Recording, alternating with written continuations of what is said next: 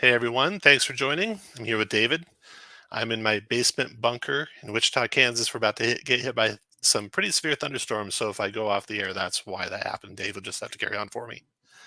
So Okay. we're going to look at a lot of stuff today. Really, we're going to focus the meat of the video today is going to be on, or the live stream today is going to be on all the releases that Wizards has done since our last live stream where we had Treant Monk on.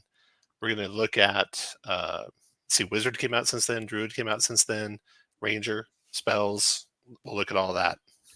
So if you have any questions about any of those, any thoughts about any of those, drop them in the chat. We'll definitely talk about them all. And I can't wait to see what people think. So real quick, I want to share with you all that there is a 60% off sale going on Dungeon Master's Guild by Heroic Maps. I every now and then get kind of ridiculed on some of my videos or called out on some of my videos that um, I like have too much information on their maps. But I like maps and I like minis, so I'm definitely going to share with you the very best maps I can find for any adventure I'm doing. And they are doing some of the latest maps now for like the latest releases for Wizards, and they just did a Ravenloft map. In fact, if you look on DM's Guild, it's the most popular map right now, and it's under $5 for all of Castle Ravenloft, and that's huge. That's tons of maps. So check that out. I'll always share their links in my DM tips videos for adventures where I use their maps. I think they're really, really good. Then we have coming up, I am running the Sojcanth adventure from, what's that called? Quests from the Infinite Staircase. I ran the first half of it, really liked what they did with it. So I'm looking forward to the second half. I hope it's going to be well done, as well done as the first one. So doing that on the 13th. I think I'll have it by then. That'd be like early release if I have it by then. But I think I get a little bit of early release with the order that I did. So we'll see. Hopefully, fingers crossed, I don't have to reschedule that. But so I'm running that. If you're interested in playing any adventures I run in, you can always just watch my X or go to my Discord, d20play. There's open spots. And this one had a couple open spots. So a couple people got in to play in this one. And then my home game. So I've been kind of running the Vectin adventure a little different, trying to make it player driven. Because after chapter 1, there's a lot of leads for the players, and I just wanted to let them follow up on what leads they want to follow up on and take the adventure where they want to take it. So I follow along there, and you can kind of see how they're doing it and how it kind of gets tweaked a little bit from how they're doing it. And it really puts it much more in the characters' hands as far as driving the story forward. I mean, you don't have to like throw away all the material. All the materials are really good, and the characters are going to get there, but they're not going to be led by the nose there. Uh, if they want to, stop what's happening, which most parties I think will. So check that out. We're playing that tonight after this video, and yeah, that's the news. So David, we got a whole bunch of videos that dropped. I don't know which one we want to start with, but I got the Druid here on the screen. So what does everyone think of the Druid? What do you think of the Druid, David? Well, you get some more wild shapes, don't you? But they kept the catalog of creatures that you can wild shape into and made it a little bit simpler because they don't just throw the monster manual in your lap and say, pick one whenever you're ready to wild shape. As long as it's a beast, you're good to go. So it's a little bit of a narrower choice, probably a good decision. And I think you get a couple more wild shapes in there. I could be mistaken.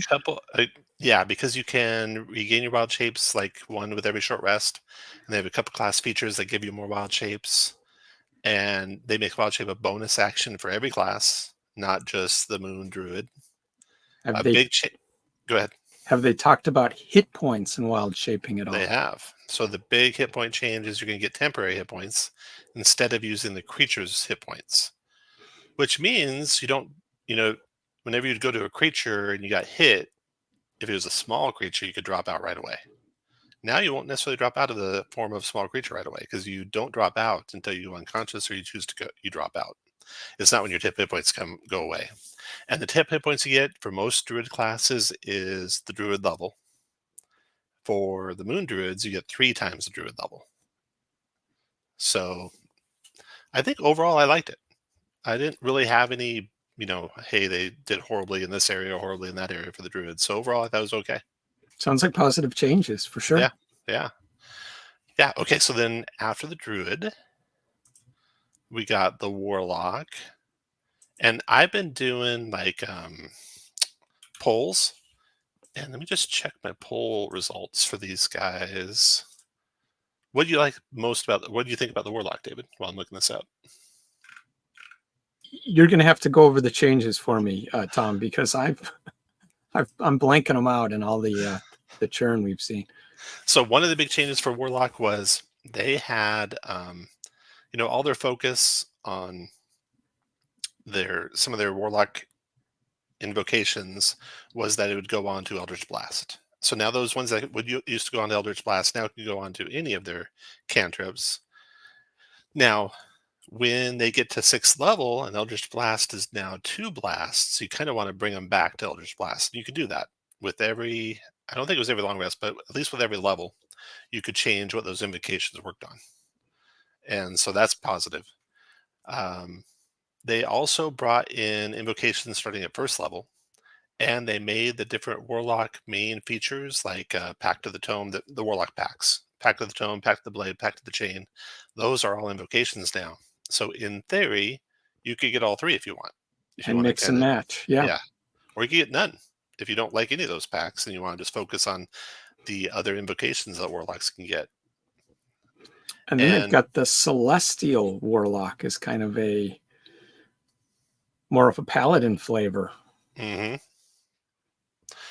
We got Michael Hall says, I like that druids can use wild shape to power other abilities if they do not want to actually wild shape into a beast that much. That's, yeah, very good call, Mike.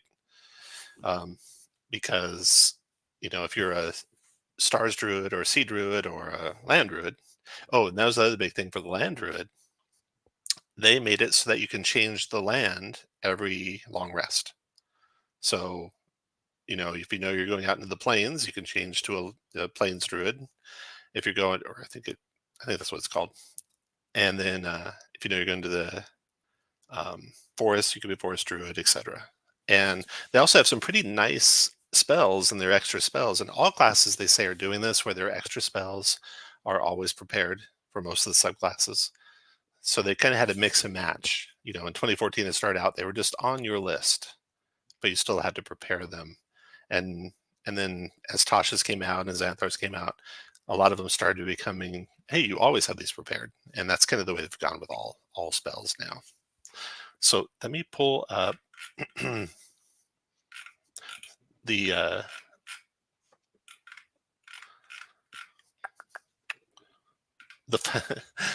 it's funny, the vote on fighter changes.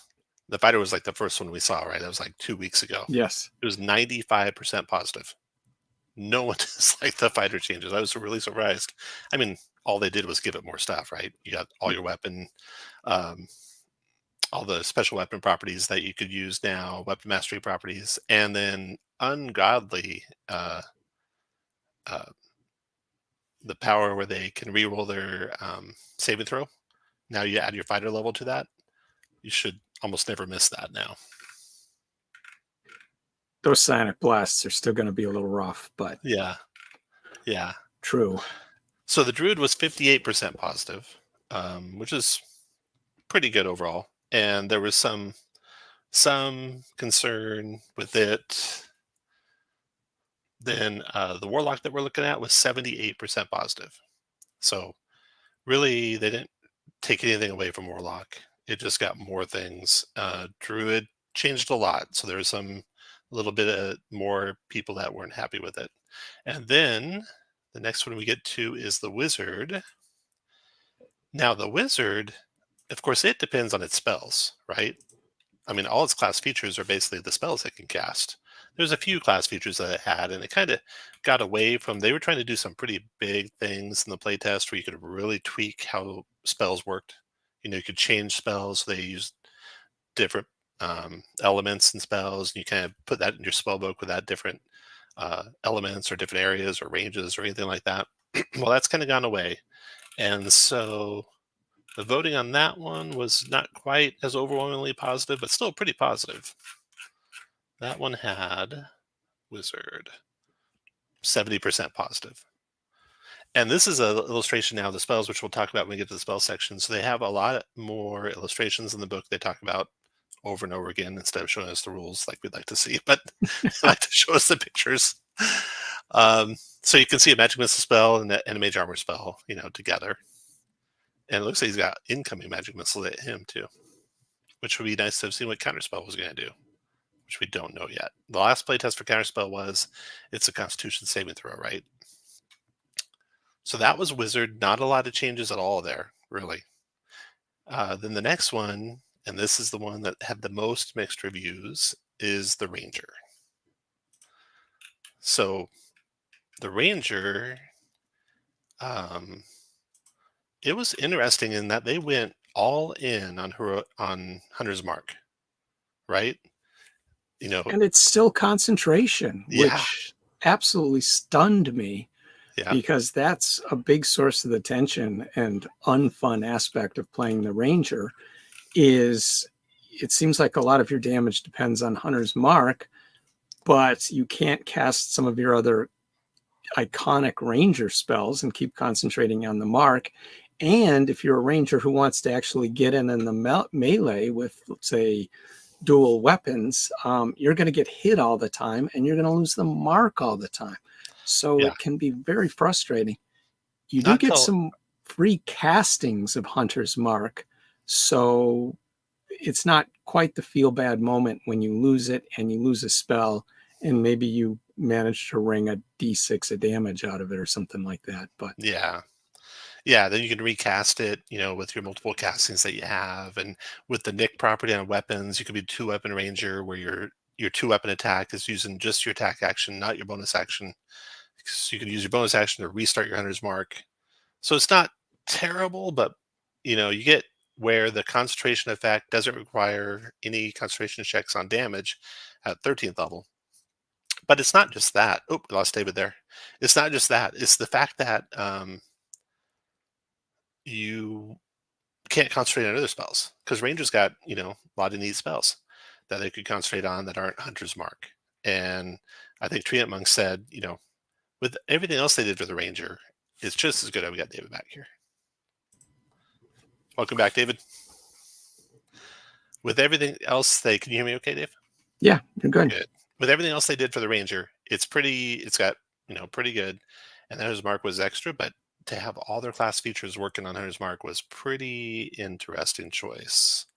Now, I'd never, well, at their second level, Deft Explorer, they get one expertise and two languages. I would have changed that around to two expertises and one language. I like the idea of them speaking multiple languages. I think of Aragorn in the West going to the different elven enclaves and halfling enclaves, hobbit enclaves, and being able to talk to all of them and being known by all of them. So that makes sense for a ranger to have some extra languages, but characters start with extra languages anyway, so they're going to have a number. It's that expertise where you could get expertise in nature or expertise in survival. That's feels rangery. So I'd go for two of those instead of just one of those. And then they get two more higher up. And then the interesting thing was on some of their fighting styles, not fighting styles, but their fighting special abilities that they have, like Horde Breaker and Colossal Slayer, they can change those now. So they're not locked in. So that's pretty cool change. Really, I feel like they were really close on the Ranger and maybe one tweaked house rule and people are going to play them. I don't know. What do you guys think? Do you want to play Rangers now? Would you want to play them if they stay just like they are? HM with everything they did was create a parallel analog of Guardian of Nature spell. Yeah. Real quick, we got like 15 people watching on X, 11 people watching on YouTube. If you jump over to YouTube, you can leave comments and interact here. So jump onto YouTube and let us know what your thoughts are on these things. Another thing So I like about the Ranger is didn't they tweak the Beastmaster so that their Beast companion gets a little bit more punch and a little bit more durability? mhm. Yeah, And it's now a summoned spirit. Was that always a summoned spirit? in the playtest they started doing that, but not Yeah. before. No. Mr. Eco, I can imagine using Hunter's Mark as a backup for small fights when I don't want to use a full spell slot. Yeah, well, yeah, and you get your free Hunter's Mark castings, right? So you can do those for free basically a number of times a day. So they've done a lot of good. I would love to have the designer on here because I bet the designer's just kind of like, yeah, but it does this and it does that, and you guys aren't thinking about this thing. You guys aren't thinking about that thing. You know, everyone just sees, oh, it's Hunter's Mark and it's slow concentration. That's horrible. That sucks. And I kind of agree. But the inverse of that is you just always have Hunter's Mark prepared. You're always Hunter's Marking. Why not just do an extra d6 damage with your bow instead? Make it simple, Yeah. um, or with a weapon. Um, and then the subclasses for Rangers. So we got the Fey Wanderer. Those are pretty fun and pretty neat. We got the Gloom Stalker, which is just a feast or famine. If you're playing in daylight, you're not getting much out of it. If you're playing in the Underdark and with no light in the party because you're all using dark vision, then you're going to get something out of it, and really powerful something out of it. So I don't like that aspect of Gloom Stalker. I never did. It really puts friction in the parties I've seen it in because they're like, put the lights out, cast dark vision on that guy, so we don't have any light. And then as a DM, you got to remember, well, okay, so they're walking around with no light, so they're all disadvantaged on perception checks. Don't forget that. Even though they have dark vision, they're still disadvantaged on perception checks if they're not using any light at all. But it's worth it. The Gloomstalker is like, yeah, I don't care. I could have improved invisibility constantly versus everything we fight. We don't have light on. Any other thoughts there on the Ranger, David? I think that covers it. Okay. Then the next thing that they talked about was spells. And this one was the most disappointing one. I mean, they gave us a lot of actual meat both in the preview video and in the accompanying article in D&D Beyond for everything that we just talked about, all the different classes. And I was able to go through, you could go check my videos on all the classes. I did like a real short, like 10-minute video for each one where I just highlight from the last playtest what has changed. And they got into a lot of detail. So we kind of know a lot of stuff that changed. But when it came to spells, they did not give us any detail. And They were very reluctant to mention yeah, any specifics at all, other than highlighting a few spells that they've changed, and just kind of emphasizing the breadth of the changes they've made. I'm excited about the breadth of the changes. I'm also excited that they're talking about adding the most common questions to the descriptions. So maybe now, for example, you'll be able to read the Wall of Force and have a clear idea of what it does in the game. mm-hmm. So that'll be a good improvement. But they weren't specific about hardly anything. So No, we're still going to have to wait. Yeah, they talk about. Oh, did you see the new article today up on? Oh, is there a new article up on spells? Let me take a look right now as we speak. Maybe I'll pull it up and we can talk about it. I did look at the article. It seemed like it was bullet pointing the actual things that were discussed. 4 key changes to spells in the player's handbook. Let me share this tab instead. Okay, so what do we got? Did you look at this one, David, already? Yeah, I think it was outlining the stuff that was discussed in the meeting. I'm not the meeting, the stream video. So we didn't really have a conference. They said it was better, but they didn't say how much better. So 2d8 being confirmed for cure wounds, 2d4 for healing word, Great changes. prayer of healing, 10 minutes to cast, grants you benefit of a short rest. Up to 5 creatures? Huh. So who's the odd man out in a 6-man party? Sorry. That's rough. That is You're going to find where you stand in a hurry. Yep. Well, it'll be whoever doesn't need the short rest to repower True. stuff. They talked about clouded daggers using some diminishing. Oh, do they? That's just the current clouded daggers on the hyperlink. See, Andrew, it's very sparse, the article, and then they added more info on Blade Ward. Okay, let's take a look at that.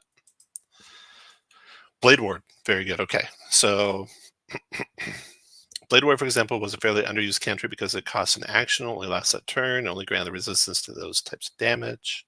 Now it still takes a magic action, lasts for a full minute with concentration, forces all enemies attacking to extract d4 from their attack roll for the duration. So completely different than anything we ever saw in the playtest. That's interesting. It's like a bane against all enemies on you. So that's pretty potent now. A lot more potent than it was before. Potentially strong. Yeah. Yeah. There are just a few of the changes we know spells. We'll talk about the other ones that we've covered. Easier to find and use your favorite spells.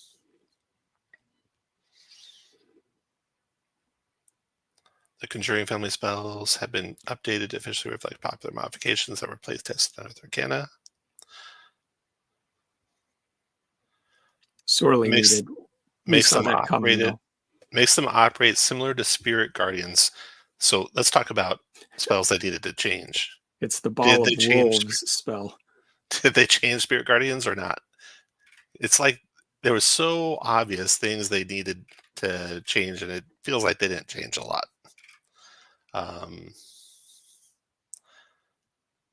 Jalarzi's Storm of Radiance. That's one of the Circle of Eight. And I went and looked, and that is from way back. Jalarzi was one of the Circle of Eight, not a new person added. Creates a raging 40-foot cylinder storm, deals radiant thunder damage, blinded and deafened. Some like Toll the Dead have become, they're in the book now. Emanation area effect. What did they say about Toll the Dead? Nothing except that it's in the book. Oh, So okay. ubiquitous that many don't realize they weren't initially part of the 2014 Players Battle. That should tell you something. That Toll the Dead's way more powerful than other cantrips. I hope they brought it in line with other cantrips.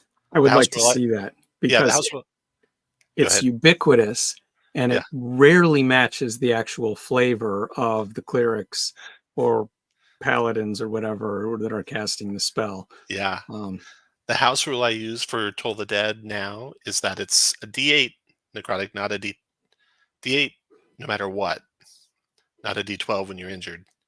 And then I give them disadvantage on their saving throw when they're injured. So that speeds it up because now the it's a player good doesn't have change. to ask, is he injured or is he not injured? They just cast their spell, do their 8d8 damage, and as I'm rolling the saving throw, I know to take disadvantage if the creature's injured. I was hoping for little tweaks like that that would just speed up the game. Keep all the Yeah. flavor, but just speed it up a little bit here and there. Instead, I feel like we got a lot of candy that's going to slow it down here and there.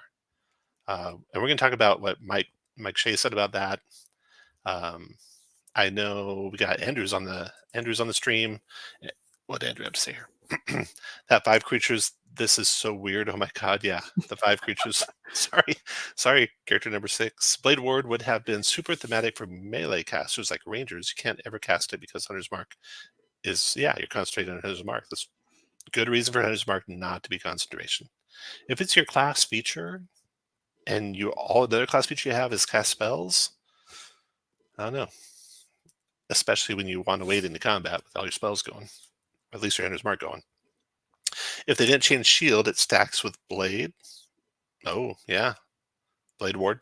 Yeah. Blade Ward. Hopefully they did cast. Yeah, that's another spell. Hopefully they did something to shield spell because that's the for sure use it as a multi-class character. They probably powered up other cantrips rather than toning down Toll the Dead. Some of them they were powering up a little bit. We'll see. But it's fun to roll d12s. Yeah.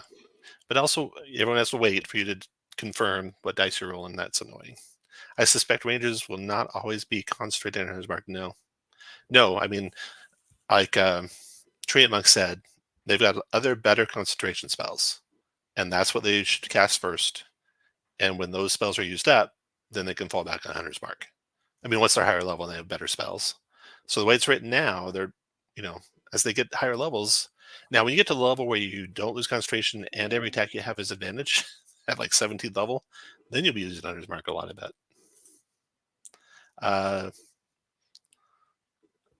How do you say your name? Saiba Jarvi. Rangers have subclass features that tank damage on a reaction. Yeah, that was pretty high level subclass feature though, like really high level subclass feature. If you don't concentrate on his mark, you lose out on 3 class features and likely 1 or 2 subclass features. It's going to be real hard not to have it on. Yeah. Siva. All right, thanks, Siva. Okay, back to the article here. So we're talking about emanation area of effects, new area of effect moves with them if the spell duration is longer than instantaneous. Differs from a sphere in that the point of origin is not considered part of the area of effect. I don't know what that means. Known spells. So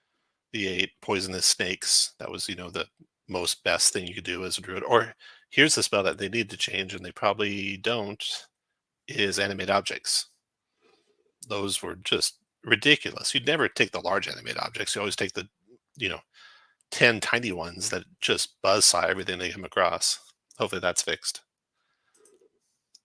Meth Guy Dave, this fix is nice with guidance that it doesn't work on initiative. Yep, indeed. Mr. Eco, guidance is less spammy if you can concentrate on it for much longer. Right, yeah. If it's not a 1 minute concentration, but more like 10 minutes concentration, that'd be a little powerful though if every check you ever make for 10 minutes is under the effect of it, of one guidance spell. We'll see. Mal says, Andrew B, yeah, I was just hoping that they would explicitly confirm that Simulacrum was changed like they did for Find Familiar. That's what I'm saying, basically, if it is great. Yeah, they didn't give us much detail. What happened to Force Cage? What happened to Simulacrum? What happened to any number of spells that are overpowered? All these videos are slanted towards exciting players who are perfectly happy with their 2014 Player's Handbook and need to be enticed to buy the new books. And the way they see of enticing those folks is to get them excited about all the new features and powers and toys that their characters will get once they switch to those books. Yeah. So, that's the purpose of the videos, right? Sell right. books. They're not doing them just because they like doing them. We folks who are mostly DMing, well, the assumption is that we're going to fall in line, and it's probably true, but maybe it's not. There's some great alternatives out here that also are in the same D&D play space of similar experiences. Tiger says, what I hope to get out of spells is that there's no straight up bad spells. Each one should be viable and fun. Yeah, like Cloud of Dagger is an example there. That one I almost never saw used. So what spells never saw use, and why did they never see use? Because the Cloud of Daggers was a one-time damage spell. It's negative effect, but only if you enter it. And now you can move it. It's kind of like Moonbeam, I think. It's probably how it'll work. Siva says, I'm curious about what spells they removed, the concentration requirements. They talked about that, how they removed concentration from some and added it to others. Here's the one that's going to make a lot of cleric players mad. In the last playtest, they had added concentration to spiritual weapon. I mean, that was a go-to second level spell. Every cleric casts that. Now, no cleric would cast it, right? Not with concentration. Not with concentration. So but didn't the playtest version also scale up the damage some? It did. The damage got a little bit better. It wasn't too good before without concentration. It was a nice, flavorful spell that did a reasonable amount of damage. Single-use spells like Zephyr Strike and Hail of Thorns will hopefully get that buff. Mal says, Treat Monk said, he thought the nerfs we haven't seen are enough. Actually, I thought I saw him say they weren't necessarily always enough, but hopefully it's just enough that where there's a realistic ceiling like that with Simulacrum, like Shield and Pass Without Trace are big target. Pass Without Trace, yeah, that's a good one. Pass Without Trace matters a lot less now with new surprise rules. Oh, yeah. So we've seen the new surprise rules where it's basically you have disadvantage. Pass Without Trace used to be basically a free round every combat, right? And when you were DMing a party that had Pass Without Trace, you'd have to say, okay, how do I get this encounter to last more than one round? And so you'd add a bunch more creatures to it so that the players would have something to do, which is dumb. That's not how you should have the world act. It should be that the players do something really cool. They get a benefit from it. But when every single encounter is that way, then it's like, oh, how do I make this fun for them? True, but plus 10 for the new party is still excessive for second level. Yeah, agree with that. You have to pick a specific skill to apply guidance to. Yep, agree. The spells video and article were really lacking in detail, that's for sure. Yeah, I was really disappointed. 5-minute crafting video had more real info. All right, we're caught up on the comments. Let us know what you thought about all the classes. Ranger, let us know what you think about Ranger. But let's talk about that crafting video. So I didn't do yet a video on the crafting video. I was out doing family stuff all day. But interestingly, what it sounded a lot like, and I just got this in the mail, was Tales from the Valiant. So I'm sharing the Tales from the Valiant Player's Handbook, and they have tools in here. And their tools have information about, if I zoom in here, what you can craft with them, which types of adventuring gear you can use them to craft, example tasks that the tools help with. It feels like from that crafting article that we just saw that someone knew what Wizards was going to do and took it to Kobold Press and got it to press faster than Wizards got it to press. Because that basically, it sounds a lot like what Wizards is saying they did with all their class tools. There's artist tools, can be used to make art objects with the crafting downtime activity. And then they have the downtime activity of crafting over here. Downtime.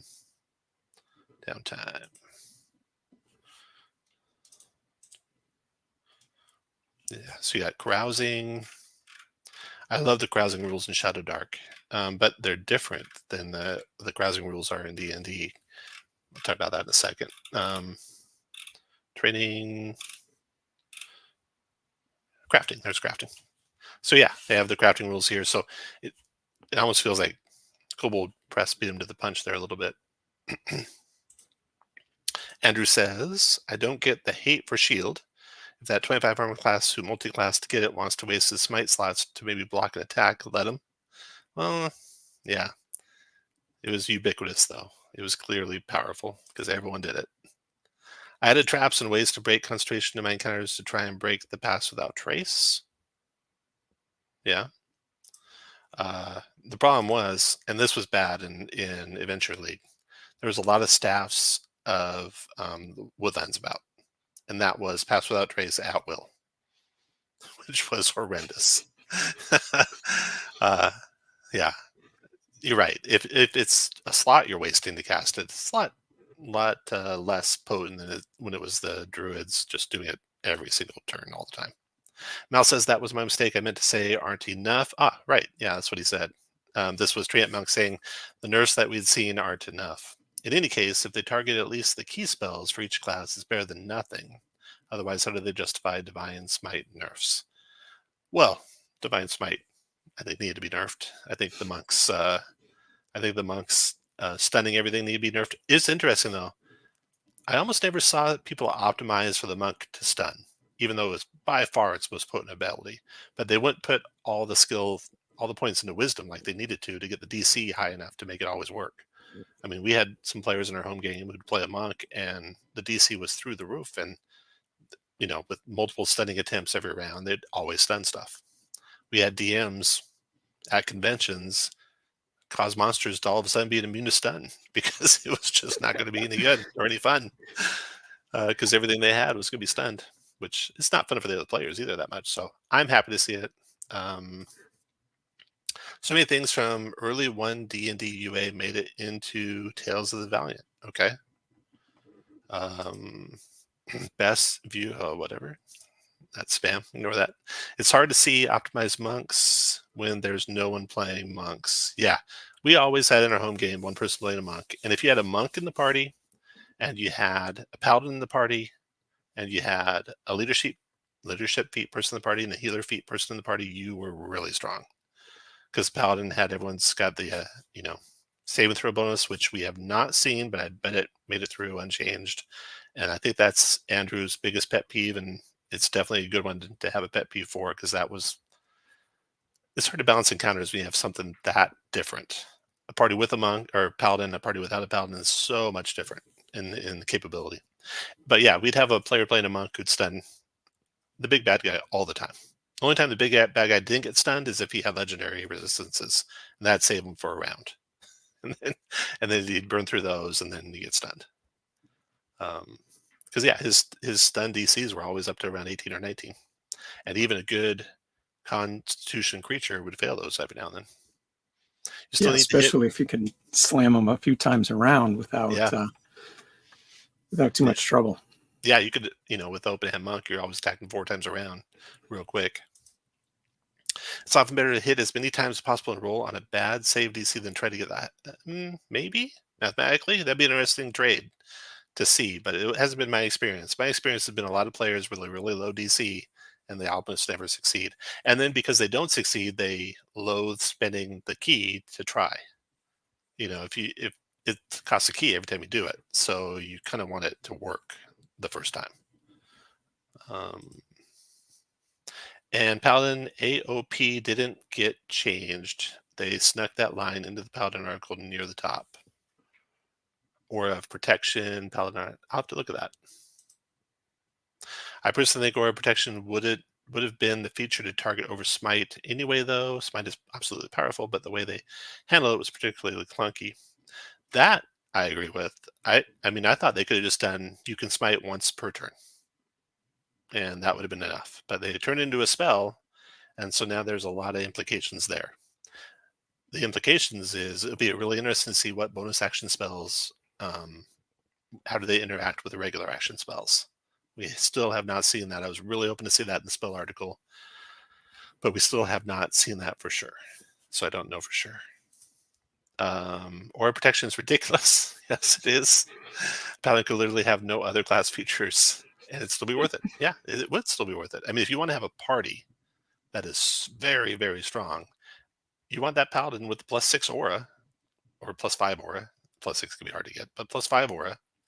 Everyone's got +5. We played, what was it? It was the Elemental Evil remake early on, Apocalypse, something or other, where it's all elemental creatures.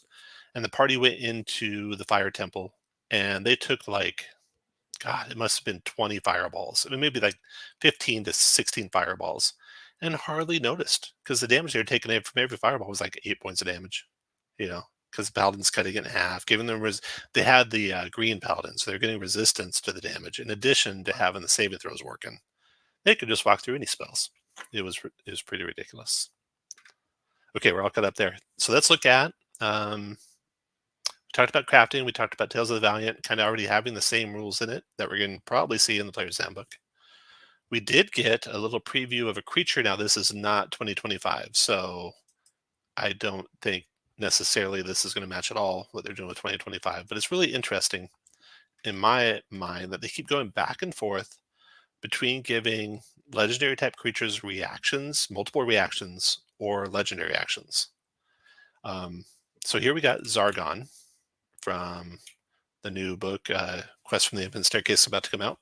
And by the way, this guy's challenge rated 17, so I don't think the level 1 through 3 adventure you're going to fight him in this form. Maybe he comes that back seems later. rough. That seems a little harsh. I mean, it might be fun to all die trying, but I don't think you're going to succeed. Yeah, so a lot of these guys have multiple reactions. And this one's not too hard to use. You talk about, now you got to remember all the reactions all the creatures have. Well, there's just two things you got to remember. If a spell targets him, he's got one, and if a creature ends its turn within 30 feet of him, he's got another one. That's not too bad to remember those two reactions. And it's kind of nice that they trigger off of the other creatures, so you're reminded constantly, oh, I can use a reaction now, as opposed to, oh, I got all these legendary reactions, I forgot to use them, and now it's his turn. So now they're all gone. Are there any reactions that let it? I can't read from this. Are there any reactions that let it move? Oh yeah, no. So and it that's doesn't missing. get piled on by the. I think that's an important one to have as a legendary. Yeah. Is something that lets the solo monster get out of a crowd and kind of they're getting down find with some all the breathing weapon room. masteries is to stand up. And exactly, to stand up, you're going to need to be standing up 3 times a turn. Yeah. I mean, he does have legendary resistances, and there's 4 of them, so he won't probably fail that saving throw too often, and he can always use one. But if he's burning his legendary resistances for that weapon mastery, that'd be annoying too. He's got Defiant Essence. When a creature casts a spell that targets him or would deal damage to him, he can absorb it. So this is kind of like a counter spell, and it looks like it's working like we think counter spell might work, except it's a charisma saving throw, DC 19, which wizards won't be good at. Nor necessarily the clerics, although clerics are proficient in charisma saving throws, so they might be okay with it, but a wizard's going to have a hard time against this guy. And then, and then let's see, I guess if you're Divine Smiting him, this would stop Divine Smites too, now that it's a spell. And then Slime Spray, when a creature ends its turn within 30 feet of him, he sprays him with Toxic Slime. Now, this guy's challenge rating, this is weird, challenge rating is 17, and he's doing 7 damage. That can't be. No one cares. No one cares that they take 7 damage when they're fighting a CR17 creature. That's terrible. That's super low damage. Even though it's 3 times around for free, Still, it's super low damage, my opinion. Yeah, I've run games where creatures are doing damage like that, and people just look at me like, do I actually have to mark that down? It's just a duty that they have to do for Yeah, the there's fidelity of the no game, chance. because There's no it's fear. not relevant in any way to their Yeah, character and their hit point total. no fear at all. Let's catch up with some comments here. Andre says, "I really don't like the idea of a bonus action disguised as a reaction." It's very interesting. Yeah, just might use a reaction that actually costs a bonus action. Definitely clunky. Yeah. Now, every free action, every bonus action, and every reaction, in theory, can have triggers, right? A lot of free actions have triggers, and they're not reactions. Still, it is a little weird.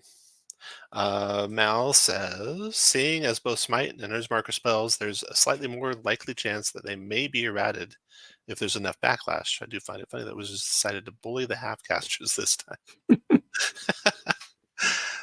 That's an interesting tweak also, that the half-casters are getting spells at first level, and I think they're counting, when you do a multi-class character with a half-caster, they count the half-caster, instead of taking their level, divide by 2 and rounding down, you take their level, divide by 2 and round up, I think. So that makes sense at first level. Anyway, I thought I read that somewhere. Paladin. Yeah, Paladin dip for the win most of the time. It's not, you can't really dip the aura protection because you gotta be like 7 levels to get that aura protection. So it's not necessarily worth it necessarily just to go for that. Although you see plenty of Warlock Paladins. But that was having to do with the Warlock slots powering their. I wonder how that'll work. How Warlock slots would power Divine Smite now. I don't know if the Warlock slots will be limited to Warlock only spells, or if they can do any spells if they're multi-class character. We'll have to see. As a ranger player, it's not the first time. I forget what the comment I was making there. Not the first time they've been bullied, maybe. Wizard can just put it in a wall. No worries. Wall of Force, Force Cage, something like that. Yeah. On Zargon. Wizard, yeah, got that. Siva, there are ways around the headaches of the half-caster hate by Wizards of the Coast, especially understanding the rules on the creatures with spell immunities. You have to be indirect and creative. Yeah, indirect for sure on a lot of spell-resistant type creatures. Do you think this new restriction will prevent multiclassing to some extent? I think multiclassing is fine. It's just the ubiquitous level dips into certain classes will probably get better, I think. But that's the thing. You never can anticipate everything that could be done. So you need to be able to make some errata, and not be afraid to do it. When people figure out the loophole, make a little bit of errata. Should be fine.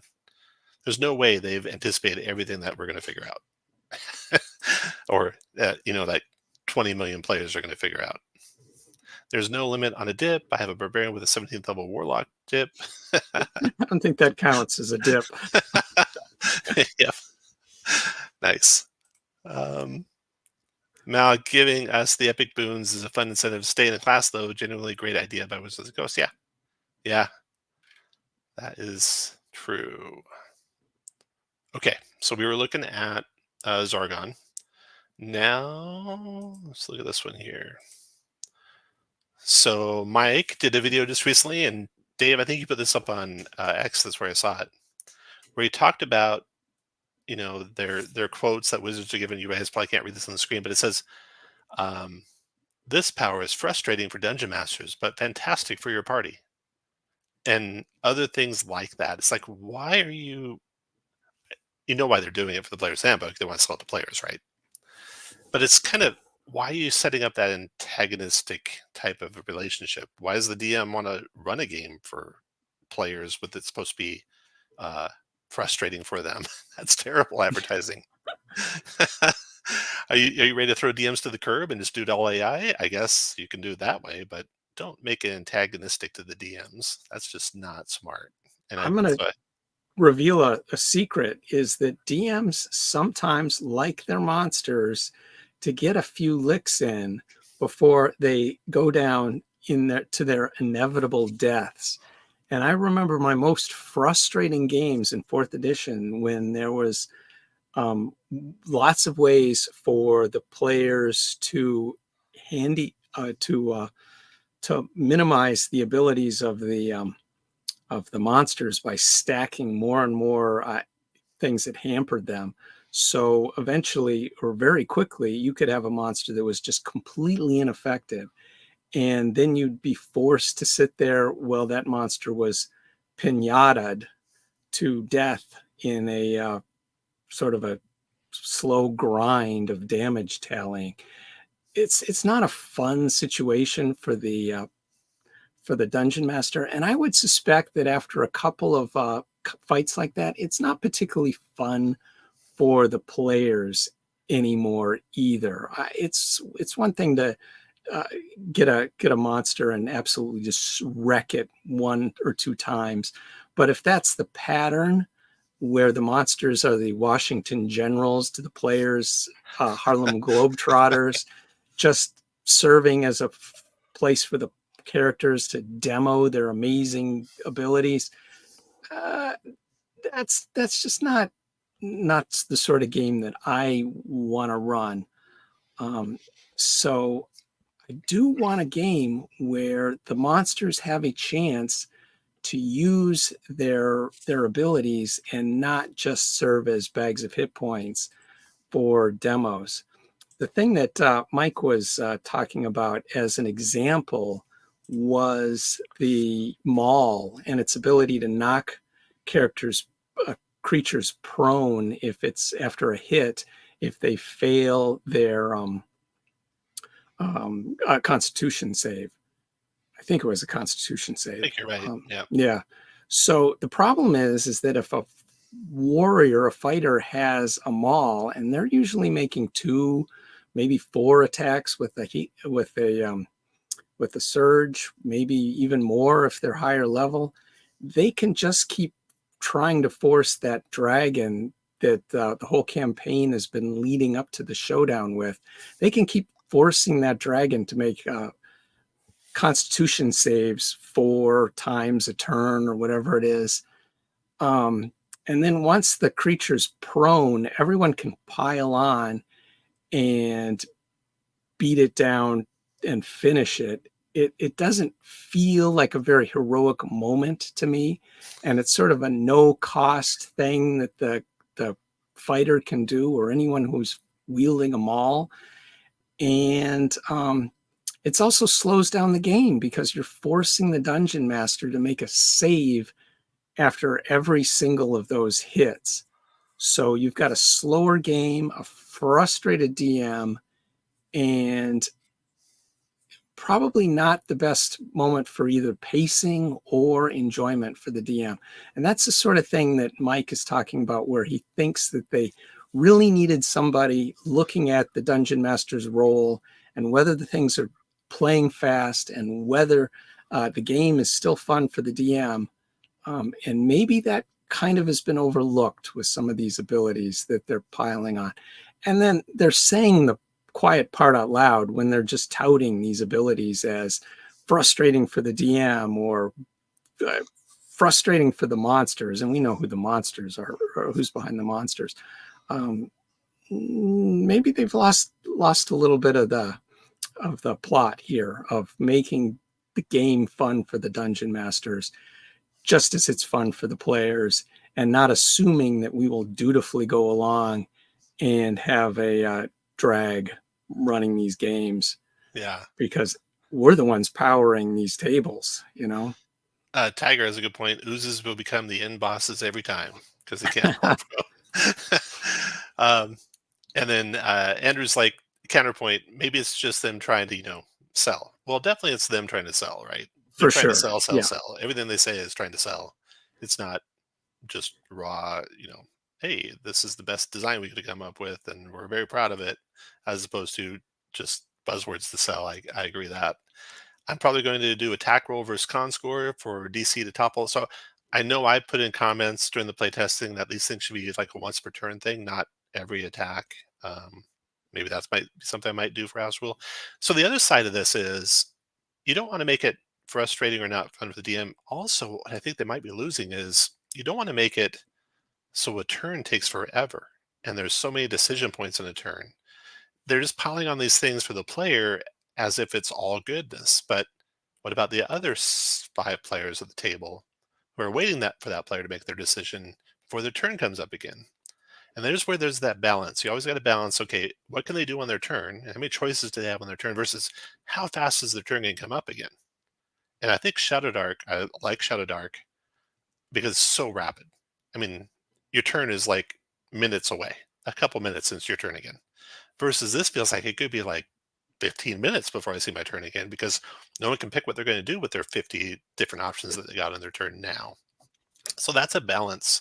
And it's not just, I think, that they're losing sight of what the DM wants. They're losing sight, I think, of what players might want a little bit.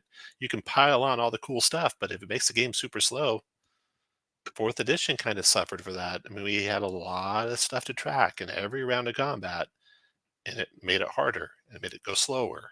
And fifth edition was like a breath of fresh air because all those conditions went away.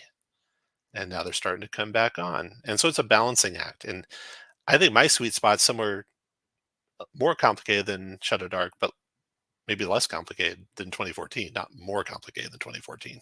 For sure not, as far as 4E was. Got some more comments here. Math Guy Dave. At least in playtesting, I found Topple didn't work that often against big solo monsters. Definitely solos, because they got the legendary resistance they can stop it with. But when you're the Battle Master fighter who action surges and takes 6 attacks, they're going to have a lot of saves to make. Like an Ancient Gold Dragon, yeah, Gold Dragon's going to make the DC con, definitely. If your big bad guy is a Lich, maybe not. As Tom said, it starts to get more important to have a legendary action that lets you stand up. Yeah. Mal says, yeah, it's a rough balance. I like Topple at first, but even as a player, I'll also just forget with my Barbarian. So let's talk about, tournaments. So this is an interesting thing to see when things are there and being superfluous and not necessary. So when we would plan for tournaments, and we're going to talk about this with I think Ginger. Who we got on next week? We got Harmony Ginger. Harmony Ginger. Yeah, she had the question about how do you do championship D&D. So this is the kind of things we talk about. It's like, okay, do you use this special power when we know we're going to kill him with the next 2 people's turns, and we don't want to waste the time of DM making a saving throw? Because we'd always try to avoid putting things in the DM's hand because that'd be slow. We couldn't control how fast the DM played, but we control how fast we played. So if we're having to make a saving throw for no good reason, we're going to kill the guy anyway in the next person's action, we would just not do it. I don't know if that's what Mal's saying here. Like, I would forget, I'd just forget to use my power. That's what we would do in tournaments a lot. We would forget to use powers if we knew it'd be slower to use them. Even though they're theoretically better for us to use, sometimes they're just too slow to use. And that's what you run into in a game. So, yeah, little aside there. So let's look at Andrew. Not like anyone considered 2014 Open Hand Monk super OP or broken because of all those knockdowns. Yeah. My monk players were always stunning, not knocking down. So that's true. But yeah. Andre, while subclasses come up at 3rd level now, Warlock is still the most dippable class. Now you can still get the main benefit charisma weapon use with blade pack at 1st level. No. Yeah, that is 1st level. You'd have a charisma weapon use. One quick note about Topple. I don't think people properly rate the value of knocking somebody prone. Treant Monk in our talk with him last week, he was saying that their go-to procedure was to knock down the bad guy and then pile on. But I don't think people really understand the potency of knocking something down. That's the other thing I was thinking of that I didn't remember right when I was just talking, is that in the tournament. So we're going to be playing in the D&D Open at Gen Con, or I will at least, and we're going to get to use new characters. So we should have some weapon mastery characters that hopefully will have weapons that can topple. And then we'll want to coordinate, okay, so the fighter's going to go. He should topple the person that just went. In other words, so that every other character in the party can attack that person before they go again, and we can hopefully kill them. Don't topple the person who's going to go right after the fighter. That's dumb. Topple the person that went right before the fighter. And so we'll coordinate that kind of play. It's fun in a tactical standpoint to think about how to best abuse it for sure. But yeah. Okay, so then Ant says, yes, you can. Warlock is going to be the most typical class. And this gets back to don't be afraid to errata stuff after the fact because you're going to find out you miss things. DM Gray, creature initiative, particularly at high levels, need higher initiatives to even last 2 rounds. Yeah, that's where it's interesting to try the MCDM system where it's like you alternate initiatives because the big bad guy would go basically after one character and made them a lot more potent that way than oftentimes if they're a dragon, their initiative modifier is -1, they go last and all party members go before them, especially if they surprise them. Mal says, on Bard spell balance, I'm very curious to see how they handle magical secrets with spell lists being exclusive again. Can a Bard take 13th to 17th level spells from the Paladin and Ranger at level 10 still? Ah, yeah. And that was a, you know, kind of a way you could get around or get some good stuff is take the 5th level Paladin spells, which are in theory almost like 9th level spells for other classes. We'll see. Don't know. Tiger Upcup, the value of prone, a lot to do with party makeup. Yeah. Yeah. If you have a bunch of archers, you're not going to be knocking people prone. For sure. Yeah. Or the archers just get up next to them and shoot them from a point blank. Just don't bring any range characters. Topple plus range is not a good combo. Yeah, absolutely. Yeah, Absolutely. definitely. I played a lot of Shield Master, in 2014 too, which was all about knocking prone. It was great and powerful, but not so much that people gave up damage for that playstyle so often. Yeah, but it was a one-time thing, right? Once around, you could do that. Oh, you could probably do it with every attack you made. And fighters can do it with every attack they make, but they just give up all their attack damage, right? But now they're doing all their attack damage and they can knock someone prone. As opposed to you can, as an attack, shove someone prone right now in 2014. We'll see when we play. I think we'll see when we play. We'll see things kind of come to light as being, oh, that's real powerful. That's the weapon to always use. Always use topple.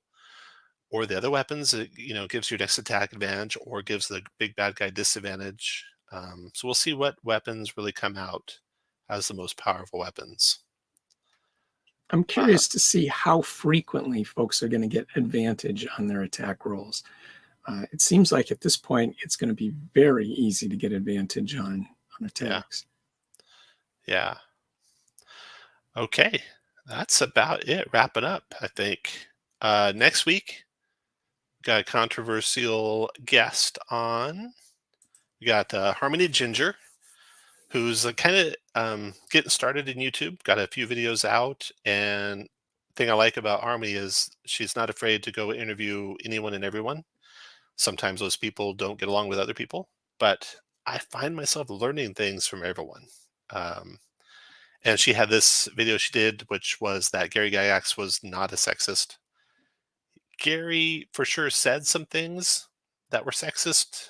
They came across as sexist, but the important thing was he thought women were as good as men at role playing games. He just didn't think they liked it as much. And of course, that depends on the woman. Every person's different, but he thought they were just as good as men. And I think we shouldn't forget that.